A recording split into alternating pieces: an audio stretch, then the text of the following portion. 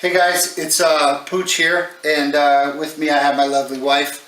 The purpose of this video is to kind of talk about our preps as it relates to our spouses and family.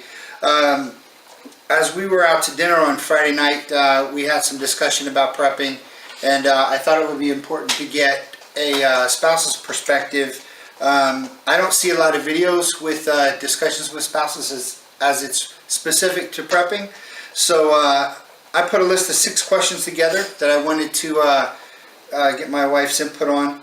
I did share the questions with her in advance, not for any reason to script her, just so that she could get an idea of the things that she may want to say. I may cringe at her responses. It is what it is. I would just as soon have them come from her mouth, her heart, and see how it's of value to the rest of our community. So thanks for coming on camera with us. All right, so first question, what are your thoughts about our family as it relates to prepping? I think that our family has a really good plan in place as far as prepping and being prepared and what to do in case there was a situation where we would need to bug in or bug out. And since we have a good plan, we're a good team about it. Everybody is prepared for their part of their role. Okay. What would you say is your biggest gripe, bitch, or issue with regard to our prepping? Just space and organization. I wish we could have everything in one space. Like if we had a shed, or if we had an extra room, an attic, basement, somewhere that we could put all of our stuff rather than having some of it in the garage, some of it in the pantry, some of it in the closets, you know, wherever it may be. I wish it could just be in one place so it's not intermixing with everything. Okay. So it's just a lot of stuff that gets in the way of the normal everyday. And you know, it's not even in the way, it's just I think you and I are extremely organized people, and to have, you know, 13 cases of water in our pantry is a little excessive. All right, that's fair enough. Okay, what do you feel your role is should there be an SHTF situation? And a lot of the guys that I comment on their channels understand, you know, I'm not looking to have us prepared for a total grid collapse, a total, you know, society collapse. That our main focus really is on maybe a short-term event, like if we had an earthquake and that sort of thing. What do you think your role is? Whether it's a bug-in or a bug-out situation, I think it's the logistics of getting everybody together that needs to be gotten together. All of our stuff's gotten together, food, water, supplies, whatever we need to get it and be ready to use it. Mm-hmm. So you're my executive officer. Yes. You're okay. Second in charge. All right, great. 4th question, how well do you think we're prepared? And then how long do you think we'd last with our current plan? I think we're prepared well with a lot of different aspects. I think we're prepared well that we know what to do and that we're on the same page about it, like I said. And I think we're very well prepared as far as defense. And I think that we're not as prepared as you think for food. I heard you making a video earlier saying you think we have 4 months worth of food, where I beg to differ. Just because I know that we don't eat to live, we live to eat. We like food. All of us like food. Okay. Elaborate on that. I just think that, you know, we're snackers. We're grazers. We don't just eat like 3 meals a day. We don't eat 5 meals a day. We just kind of, you know, like pick up this apple and eat it, and then we'll get some crackers, and then I feel like having a drink, and like, oh, this fiber bar looks good, and oh, look, let me grab a handful of pistachios. We just graze. And so I think that we would have to control ourselves more on that, like how much food we're intaking. And not to say that grazing is even a bad thing, because you're eating small amounts. Right. But I think that we all have an insatiable food hunger that we would have to curb a little bit. Okay.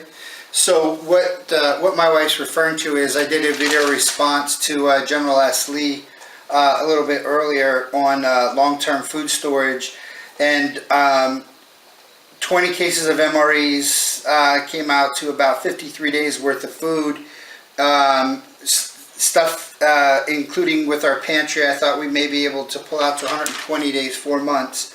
And you think that's I'm over I think estimating? I think it's an overestimation, especially, you know, I know that there's a question coming up later about it, but especially when it comes to people coming knocking on our door. That's a good point. That's a good point. And if for some reason there's no power, which is very common in a California earthquake, for there to be no power, whether it's a 5.0 or a 10.0, we're going to lose everything in our freezer.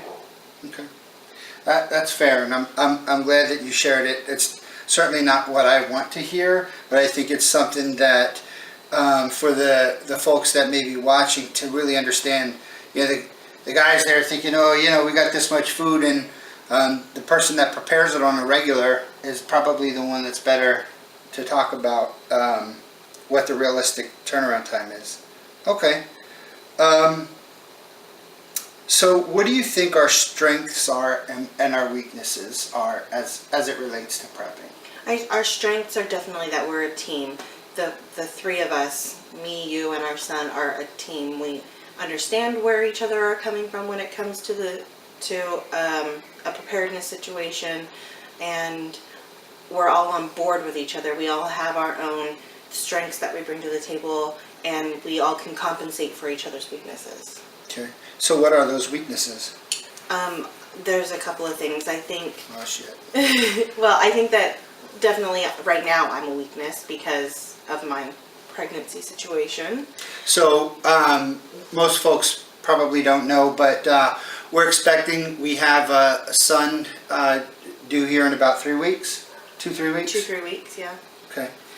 So whether being still pregnant or if he were to come tomorrow, having a newborn would even be my weakness because I'd have something distracting me or, you know, dealing with something new going on that I would not be able to be as involved as I think if we had 2 12-year-olds. Gotcha. And then I think our weakness is that we have a big heart. When it comes to friends and family who, you know, aren't as prepared as we are, I don't think we're going to turn them away. Okay. And a lot of us in the community talk about, you know, kind of sharing and making sure that there is that community. I mean, obviously, the way we are, you know, we're not just going to turn a cold shoulder to anyone. But along those lines, you know, how do we address that weakness then? What do you think are things that we can do to strengthen or enhance that? I think we just need to be upfront with our friends and family about the situation. I know they joke like, oh, we're going to come to your house if something happens. Okay, that's fine, but you need to be as prepared or have something to bring. A skill's only going to get you so far, because if you can sew, great. Can you sew wheat? Right. Can you sew bread? Can Yeah. you sew cows? I don't know. Yeah, yeah. So having at least 2 weeks worth of food coming into it for yourself would make it less of a hindrance on us when it comes to having to then ration out our food sources to these people. That's a great point. That's a really good point. Okay.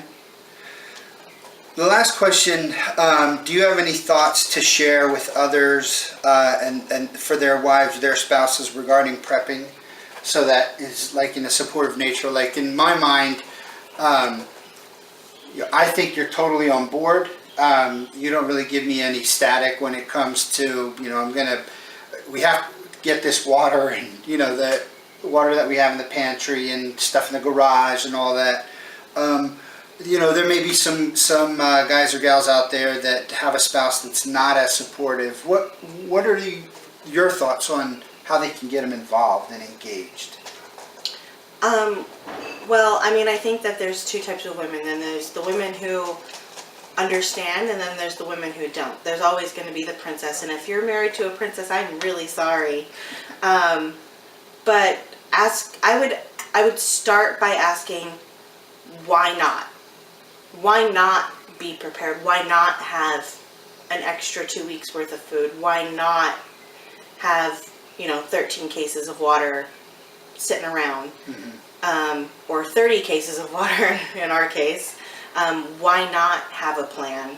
And if, some women, I know a woman who's like, if this is my time to go, it's my time to go. And that's great. You can leave when something happens, because there's not enough food, water, or bullets to accommodate someone who doesn't want to help out. Yeah. Okay. Along those lines, I think it's important for folks to understand, again, we're not the type to just turn people away blindly, but we do make a conscious effort in the things that we do. We have our budgets, we plan things out to the best of our ability. We're not the know-it-all, we're not the end-all, be-all. But, for whatever it's worth, I wanted to put a video together to give my spouse's thoughts and opinions on things. I hope that it was valuable to you guys. I hope that it may be something that your spouse wants to take a look at and see, and maybe get a different perspective. If there's any questions that you guys have for my wife, please keep it meaningful and above board. And we'll do our best to maybe do a follow-up and answer some questions. Until next time, guys, thanks a lot for checking out the video, and hope to see you soon.